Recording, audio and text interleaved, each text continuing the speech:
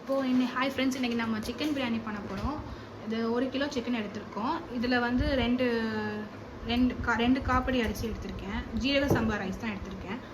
So முதல்ல வதக்கிறதுக்கு நம்ம வந்து ஒரு 200 ml ரீஃபைண்ட் ஆயிலும், ஒரு 80 ml நெய், நமக்கு அதுக்கு மேலே போடணுன்னா கூட போட்டுக்கலாம் நீங்கள்.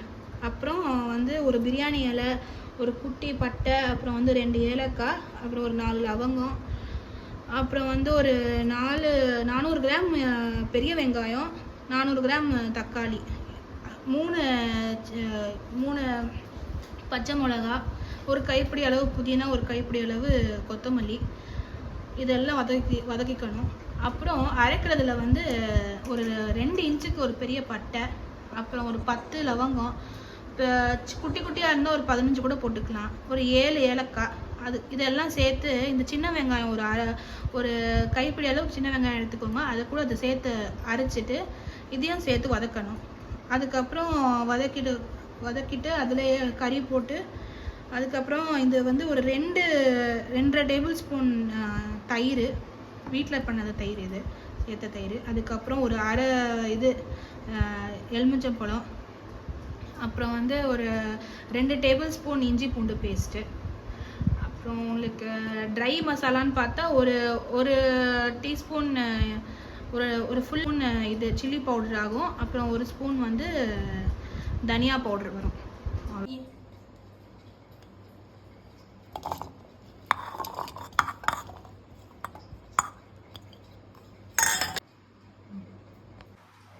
இப்போது நல்லா வட்டா காஞ்சிருச்சு. இப்போ வந்து இதில் எண்ணெய் போட்டுக்கலாம், 200 ml. இப்போ எண்ணெய் போட்டதுக்கப்புறம் நெய் போட்டுக்கலாம்.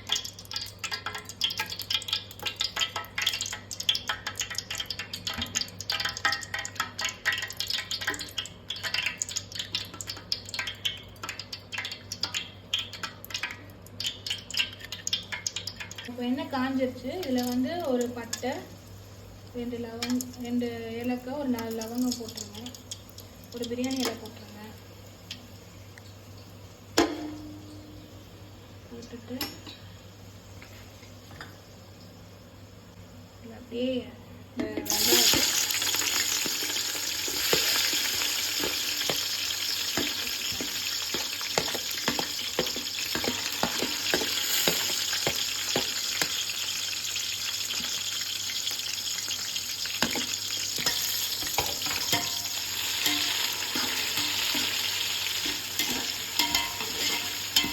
இந்த 3 பச்சை மிளகா உள்ளே இருக்கிற விதை எடுத்துருங்க.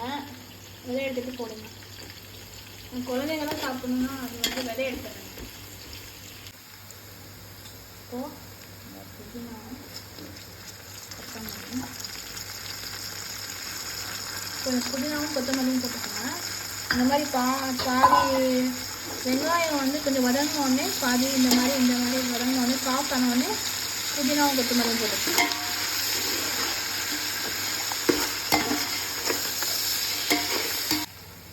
அடுத்து இந்த மாதிரி கொஞ்சம் புதினா சாஃப்ட் ஆன உடனே அந்த அறுத்து வச்சோம்ல கரம் மசாலாவும் கொஞ்சம் சின்ன வெங்காயம் அந்த பேஸ்ட்டை போட்டுக்கணும்.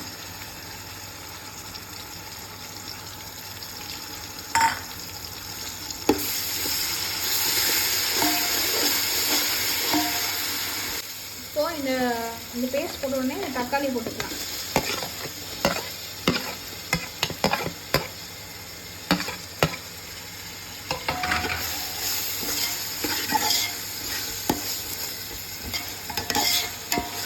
அப்படியே அதுக்கிட்டே இருக்கணும் அது வரைக்கும்.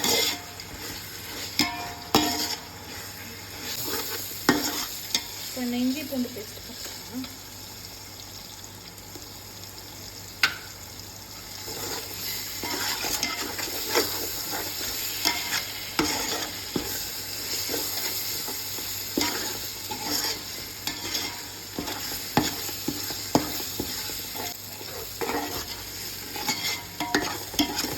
இப்போ இந்த மாதிரி பிடிக்க ஆரம்பிச்சிடும். இப்போ நல்லா கைவிடாமல் அப்படியே கிளறிட்டே இருக்கணும், இல்லைன்னா பிடிக்கும். அந்த இஞ்சி பூண்டு பேஸ்ட் போட்டாலே பிடிக்க ஆரம்பிச்சிடும். இப்போ வந்து நம்ம இந்த சிக்கனை போட்டுக்கலாம். கழுவி வச்சு வச்சுக்கோங்க.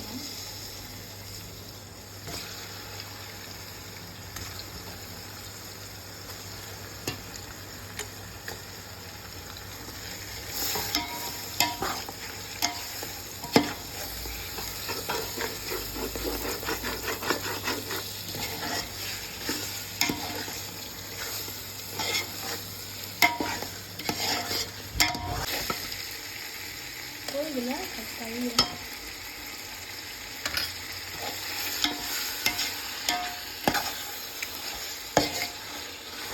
ஸோ இதில் வந்து தயிர் போட்டதுக்கப்புறம் ஒரு அரை லெமனை வந்து புரிஞ்சு விட்டுக்கலாம். ஆல்ரெடி நம்ம தயிர் போட்டிருக்கோம், அதனால லெமன் வந்து பாதி லெமன் போடும்.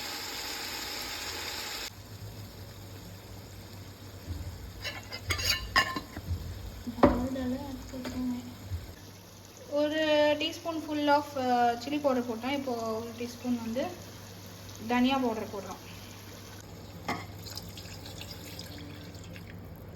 இப்போது தண்ணி மெஷர் பண்ணதில் பாதி தண்ணி இப்போ ஊற்றிட்டு கொஞ்சம் மூடி விட்டுறலாம். சிக்கன் கொஞ்சம் வேகட்டும். இது ஒரு அரை வேக்காடாக வெந்தால் போதும் சிக்கன். அதுக்கப்புறம் திரும்ப கொஞ்சம் தண்ணியை ஊற்றி நம்ம இது வந்து பிரியாணி அரிசியை சேர்த்துக்கலாம். இப்போ கொஞ்சம் மூடி வச்சிடலாம், சிக்கன் வேகட்டும். இப்போ கொஞ்சம் ஹார்டாக இருக்குது, இது உள்ளே போகும்போது தெரியுதுல்ல உங்களுக்கு ஹார்டாக இருக்குது, இன்னும் வேகலை. ஸோ ஃபுல்லாக இந்த மாதிரி இருக்கிறப்போ பாதி வந்தப்போ நம்ம தண்ணியை ஆட் பண்ணிக்கலாம். தண்ணியை ஆட் பண்ணிட்டு இன்னும் கொஞ்சம் கொதிக்க விடலாம். ஏன்னா இது ரைஸ் சேர்த்ததுக்கப்புறம் இன்னும் 10 நிமிஷம் வைக்கணும், அப்போ நல்லா வெந்துடும். ஸோ இப்போ தண்ணி ஆட் பண்ணிக்கலாம். மீதி தண்ணி இப்போ ஆக்சுவல் ஜீரக சம்பாவுக்கு வந்து நம்ம 1:2 தான் தண்ணி போடுவோம் எப்போவுமே. ஸோ அந்த மெஷர்மெண்ட்லேயே இப்போ போடுறேன். நம்ம ஆல்ரெடி பாதி தண்ணியை போட்டுட்டோம், இப்போ மீதி தண்ணியை தான் ஆட் பண்ணுறோம். இப்போ தண்ணி நல்லா கொதிக்குது. இப்போ வந்து நம்ம ரைஸ் வந்து ஆட் பண்ணிக்கலாம். வாஷ் பண்ணி ஒரு தடவை அழைச்சிட்டு அதுக்கப்புறம் ஆட் பண்ணிக்கோங்க.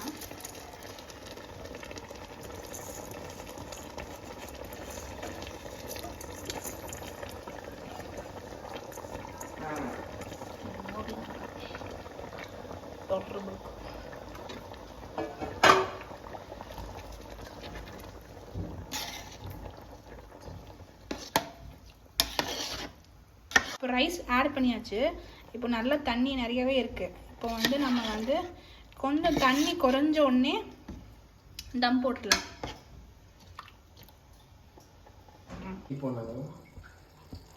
இந்த மாதிரி தண்ணி வந்து நல்லா குறைஞ்ச உடனே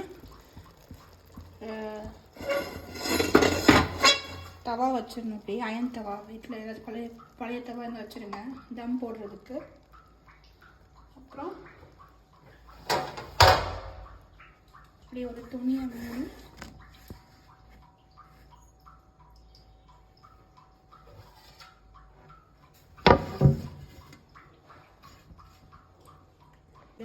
ப்ரீ ஹீட் பண்ணிக்கணும். தவா கொஞ்சம் ப்ரீ ஹீட் ஆயிடுச்சுன்னா, கொஞ்சம் சூடாயிடுச்சுன்னா நம்ம தம் போட்டுடலாம். இப்படி வச்சுட்டு துணியை கவர் பண்ணி மேலே வந்து ஒரு வெயிட் எடுத்து வச்சிடணும். அந்த மாதிரி வெயிட் வச்சுட்டா இது வெயிட் வச்சுட்டு ஒரு 10 நிமிஷம் விட்டுட்டா பிரியாணி ரெடி ஆயிடும்.